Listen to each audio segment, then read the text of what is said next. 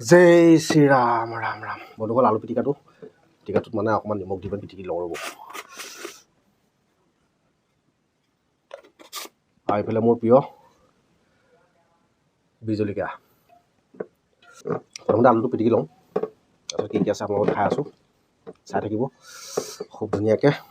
ভাত মুঠি লৈছোঁ এইফালে আছে বকলি কবি ভাজি আৰু এইফালে আছে বি জলকীয়া এইফালে আছে লাই পাত্তা আৰু এইফালে আছে আলু পিটিকা লগত আছে বন্ধুসকল মোৰ প্ৰিয় গাহৰি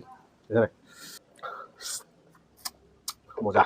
এতিয়া খুব ধুনীয়াকৈ ভাত মুঠি খাই লওঁ নহয় জানো আপোনাৰ ভাত খালে যদি নাই খোৱা খাই বলক আৰু মোৰ ভিডিঅ' চাই এনজয় কৰক এইফালে আলু পিটিকা ৰাম